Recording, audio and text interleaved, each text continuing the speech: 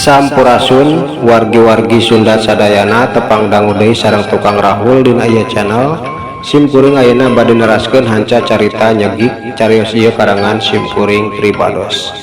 Mangganya wargi-wargi Sunda sadayana anu teu acan subscribe di subscribe heula nya channelna supados simkuringna dina bedar sadaya carios-carios anu bade dipidangkeun dina ieu channel, khususna carios anu nuju dipedar ku simkuring dina waktu ayeuna tiasa ngahibur kaum dangu di mana bae ayana. Mangga prung ayeuna cuang kawitanan. Geus ujang geus bareunta ulah perem kitu. Kawas anu power pisan memang lampah teh jauh pisan. Beunta ujang beunta. Ceuk si Aki bari nepakan tak-tak Mang Komod jeung Mang Kodir anu peureum kulantaran reuwas sabab maranehna teh ngarasa asa ngalayang awakna teh. Aduh Aki nadik bawa ka mana kuring duaan teh jeung di rasaan teh asa ngalayang awak teh tadi teh Aki. Ceuk Mang Komod nyarita kitu. Bener kuring oge aduh reuwas pisan Aki reuwas. Mang Kodir oge teu eleh langsung ngebrehkeun kaayaan hatena. Ulah heran Aki mah lalampahan ka ditu ka dieu oge kacida gampangna. Komo deui kan geus dibejakeun ieu teh patempatan Aki ujang geus, tapi ulah loba tatanya nu kitu sabab ku ujang mah moal kaharti nu penting mah sok tempoan. Ayeuna ujang duaan teh aya di mana sok tempoan. Ceuk si Aki bari nunjukkeun sagala kaayaan anu kacida matak bingungna keur Mang Komod jeung Mang Kodir mah kulantaran di eta tempat teh kumaranehna duaan dina waktu harita katempo caang kacida teu beda kawas teu beurangan teu kaciri aya panon poe. Aduh Aki nah ieu teh aya di mana kuning heueuh Kodir aing mah kakara engeuh geuningan palataran kacida legana jeung di itu aya batu gede. Aki batu naon itu teh Aki? Ceuk Mang Komod langsung nanya kitu bari luwak dieu ka sabeudereun eta tempat anu negla kacida caang pisan. Mang Kodir oge calohok sanajan manehna mah teu ngomong. Ulah heran ujang, ulah heran kapan tadi Aki geus ngomong sing hayang harta karun mah ku Aki dijajakeun tah ieu tempatna ngan meureunana menang jeung henteu mah gumantung kaayaan. Ujang duaan naha wani teu sieun jeung siap sagala resikona bakal dicokot atawa dilakonan ku ujang duaan tah eta anu bakal menangkeun harta karun anu aya di tempat ngan harta karuna modelna kumaha Aki moal bisa nyaritakeun eta mah gumantung rezeki masing-masing kumaha ujang. Nah bener ujang duaan teh hayang menangkeun eta harta karun, namun bener ku Aki rek ditungtun tapi pepeujeuh ulah loba tanya. Cek Aki kitu cek Aki kieu lakukeun kumaha ujang sanggup jeung bener hayang menangkeun harta karun anu dituju ku ujang duaan teh. Barang ngadenge pananya kitu Mangkomod jeung Mangkodir teh silih teuteuk tapi telila maranehna teh neuteuk deui kasih Aki atau pugu Aki bener Aki bener kuring oge hayang menangkan eta harta karun kumaha bae oge sok lah kuring bakal dijalankeun ceuk Mangkodir nyarita kitu. Mangkomod oge sarua ngebrehkeun kaayaan hatena. Syukur ari kitu mah Ujang syukur ngan tetep bae teu gampang ngahontal kahayang Ujang duaan teh teu gampang ceuk Aki oge loba rintanganna ulah ngeluh ulah sieun ulah loba tatanya sanggup lakukeun henteu ulah sabab lamun mendag mayong anu rugi lain saha atawa lain batur tapi Ujang sorangan tah eta Ujang ceuk si Aki nyarita kitu deui nandeskeun nya siap Aki siap tapi Aki teh ulah curang kuring duaan oge hayang nyaho saha ngaran Aki teh piraku Aki geus nyaho ngaran kuring duaan tapi kuring can apal saha ngaran Aki teh jeung deui Aki teh bener urang dieu asli atawa kumaha bingung kuring mah. Harita Mangkomod nanya deui bari nutup kasih Aki anu nyerengeh barang ngadenge pananya manehna. Poho Aki nyacan kenal ke diri Aki ari Ujang duaan hayang nyaho mah Aki teh Aki kuncen Aki teh anu ditugaskeun ngajaga ieu patempatan saha bae anu asup ka ieu tempat tangtuna bakal panggih jeung Aki heula saperti Ujang duaan dina waktu ayeuna geus panggih jeung Aki ngan kulantaran Ujang mah niatna hade lain arek ngaruksak atawa ngaganggu sagala rupa anu aya di ieu tempat jadina ku Aki teh dikukumaha ditarima ku cara hade tah sing hayang apal mah kitu Ujang ceuk Aki kuncen akhirna mah nerangkeun saha dirina atuh Mangkomod jeung Mangkodir teh ngajenghok teu nyangka maranehna dina waktu harita bakal papanggih jeung kuncen Gunung Kancana. Aduh kalarasan pisan atuh Aki kuring duaan teh bagja ari laras Aki kuncen ieu gunung mah aduh bagja Aki bagja mudah-mudahan bae kahayang kuring duaan teh laksana jeung deui di mana harta karun teh sabenerna Aki kuring mah geus teh sabar hayang ningali ceuk Mangkomod jeung Mangkodir harita nyararita kitu bangun kacida panasarana jeung deui geus teu kuat hayang nempo kawas kumaha harta karun teh. Sabar Ujang sabar ceuk Aki oge teu gampang Ujang loba rintanganna loba syaratna ngan ceuk ku Aki bakal dibantu ngan kade Ujang lamun geus niat kudu panceg ulah bulak belok ka ditu ka dieu sabab lamun hate Ujang teu panceg moal laksana ceuk Aki kuncen harita negaskeun deui bae kumaha kaayaana jeung deui kudu kumaha hate maranehna duaan nya siap Aki siap nu penting manteu matak rewas ari sieun mah teuing tapi rek ngusahakeun kuring oge ceuk Mangkodir waktu harita nyarita kitu kulantaran dina hate leutikna Mangkodir mah mendag mayong hemar-hemir teuing kunaon tapi ari Mangkomod mah kacida giligna eueuh kasieun sagala rupana oge keur kuring mah Aki rek naon halangana rek naon gogodana bakal diterjang atau bakal ditubruk moal sieun pokoknya mah kudu hasil kuring mah balik kalmur teh hayang jadi jalma jegud mungcang saradeui aki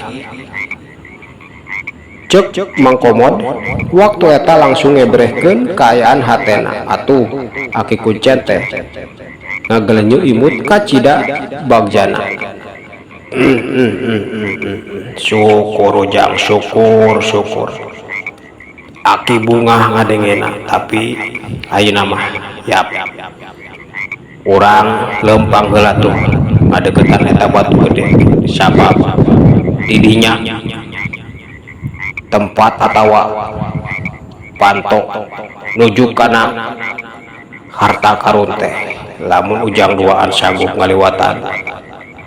eta lawang sagala paniatan atau kahayang ujang bakal laksana yap tuturkeun aki jang komod jang kodir tuturkeun cek aki kuncen bari nangtung atau mangkomod jeung mangkodir oge waktu harita narangtung ngan dina hate mangkodir mah tetep ngageter jeung deui loba perasaan anu ngadadak minuhan dadana aduh kuningan kieu naonnya aduh sanggup moal kuingnya aduh kuningan ieu tempat aneh kok aneh pisan ieu tempat teh kieu gerentesna dina jero hate tapi suku nama terus nuturkeun aki kuncen sedangkan ari mangkomod mah teu boga pamikiran naon deui salianti fokus hayang ngahontal sagala cita-citana tapi teu kapikir kumaha nama soalna anu aya dina pamikirana bakal menangkeun harta karun emas atawa duit eta anu aya dina pamikiran mangkomod mah beda jeung anu aya dina pamikiran mangkodir dina waktu harita telira oge maranehna teh geus nepi ka deukeut eta batu gede jeung di ka cidang ranjugna mangkomod jeung kodir teh barang nepi ka eta tempat teh geuningan kaayana beda sedangkan waktu nempo ti kajauhan mah ngan saukur katempo badagna batu eta teh ti kajauhan ka ciri siga batu budug hideung tapi geuningan barang nepi ka tempat eta mah kacida alusna aya tempat diuk sagala rupa loba bubuahan tangkal cau jeung sajabana aki geuningan geus di deuketan mah jadi beda kieu nah tempat naon ieu teh aki aneh kacida tadi mah kuring ningali ti kajauhan mangan saukur katempona teh ngan saukur batu budug batu gede di tempat teh tapi geuningan ayeuna mah aya tangkal cau sagala cau lagi jeung bening asak deui aduh aki nah bener eta teh atawa ngan saukur titinggalian kuring hungkul cek mangkomod waktu eta langsung ngebrehkeun kaayaan pamikiranana anu kacida bingungna sedangkan mangkodir mah teu nyaritanana naon justru dina hatena kalah ka marmir kekempodan atawa kokompodan kacida sieun ngan teu kawasa nyarita ku sabab bisi dicarekan ku aki kuncen aduh menikah rieu kieu katempona endah tapi aneh hate aing jadi mendag mayong kieu nah bener di dieu teh aya harta karun tapi di mana tempatna nya eta anu aya dina pamikiran mangkodir mah sedangkan aki kuncen barang ngadenge pananya mangkomod waktu eta langsung ngajelaskeun ujang kapan tadi teh ku aki geus dicaritakeun ieu teh tempat atawa lawang rek nuju di mana harta karun anu ku ujang duaan dipikah hayang sakali deui cek aki oge kade kudu pajak nya teh ulah unggut kalinduan ulah gedagang rek niat hiji kudu hiji ulah dua sabab lamun robah-robah sagalana bakal moal laksana ujang teh datang ke ieu tempat teh moal menangkan hasilna naon gitu ujang. Kade lamun bener ayang menangkan harta karun anu dicita-citakan ku ujang duaan ulah robah-robah paniatan teh kudu pajak ulah boga kasieun sabab lamun dina hate ujang duaan aya nganci kasieun moal laksana kahayang teh moal laksana ujang cek Aki Kuncen waktu eta ngajelaskeun deui sagala rupana sanggeus ngajawab pananya Mang Komod. Atuh Qodir teh sanajan teu nyarita ngageter hatena teh kulantaran asa kasindir sabab hate manehna mah dina waktu eta langsung mendag mayong. Moal Aki kuring mah geus niat pajak pokona marek naon bae oge bakal dilaksanakeun ku kuring mah. Moal sieun moal robah kahayang kuring mah hayang menangkeun harta karun hayang beunghar geus bosen dihirup di lembur teh sangsara kuring mah moal balik ka lembur lamun can menangkeun harta karun anu dipika hayang ku kuring Aki tapi bener Aki teh bakal mawa kuring ka tempat di mana ayana harta karun cek Mang Komod terus-terusan tatalek nanya bangun kacida panasarana sedangkan Mang Qodir mah tetep bae ngabetem justru dina hatena teh beuki ngagolak ku rasa kasieun sagala rupa aya dina jero dadana menang jeung henteu nama cek Aki oge kumantung kaayaan hate ujang masing-masing tapi syukur ari bener kitu mah hate Jang Komod sok ayeuna mah gerada riuk tah dina eta batu anu geus biasa dipake diuk ku jalma-jalma anu datang hayang harta karun oge sok diuk ujang ke sakedeung ku Aki ditinggalkeun heula nya. Cek Aki Kuncen bari ngalios ninggalkeun maranehna duaan anu masih keneh nangtung teu nyarita nanaon deui. Atuh Mang Komod waktu eta manehna mah kulantaran sagala rupana geus yakin jeung pinuh ku kahayang gede hayang menangkeun hasil teu gagal balik ti eta tempat teh bisa beunghar. Waktu eta diuk teu mikiran naon deui kacida tenangna bari neuteuk ka batu jeung sakabeh kaayaan tempat anu matak endahna beuki lila teh bubuahan anu aya di eta tempat teh katempo ku Mang Komod mah beuki matak pikabitaeun cau arasak dina tangkalna aya apel aya jeruk jeung sajabana matak hayang ngadahar tapi teu wani kulantaran can aya izin ti Aki Kuncen. Sedangkan Mang Qodir mah waktu eta can diuk tetepana teh terus ngagilir ka sabeudeureuan patempatan anu katempona mah memang kaciri kacida endahna tapi hatena beuki pinuh ku kabingung jeung kasieun. Qodir sia teh kalka nangtung bae diuk sia ulah matak ngerakeun kayak katempo ku si Aki nyarekan sia diuk sia diuk ulah ngagagalkeun kahayang urang hayang beunghar tambung. Cek Mang Komod ngagetkeun Mang Qodir anu sakaligus langsung diuk dina batu lempar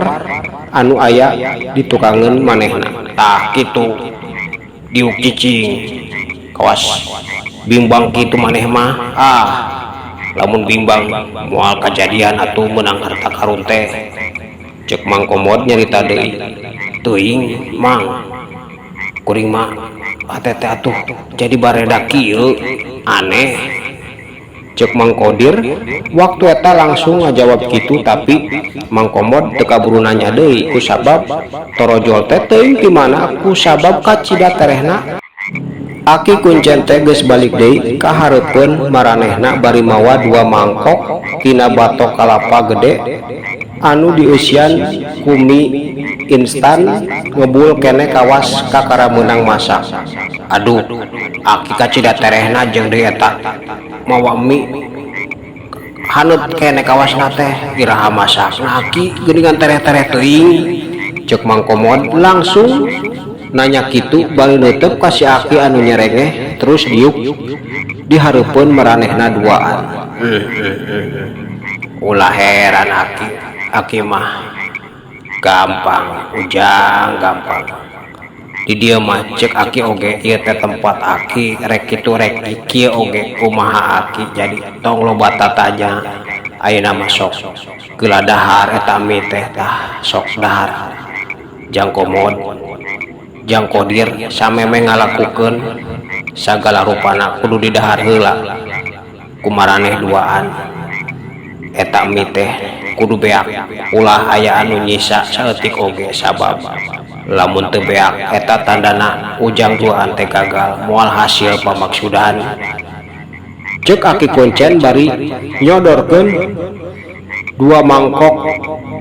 kalapa gede anu diisian mie instan anu katempok ku Mang Komod mah matak pikabitaeun sabab keur teh beuteung keur kekerecekan lapar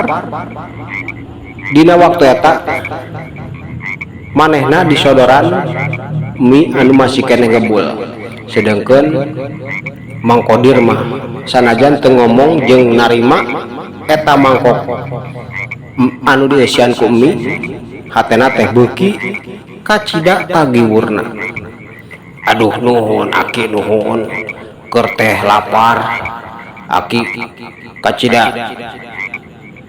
bager pisan meuni hayang mangadamelkeun mie sagala tapi eta buah-buahan kacida aduh matak pikabitaeun anak nah meunang lamun kuring hayang ngasaan aki ceuk Mang Komod waktu eta langsung nyarita kitu kulantaran manehna mah geus teu mikiran naon deui salianti kabita ku sagala rupana. Menang naon bae oge anu aya di tempat sek dahar tapi samemeh kadahar buah-buahan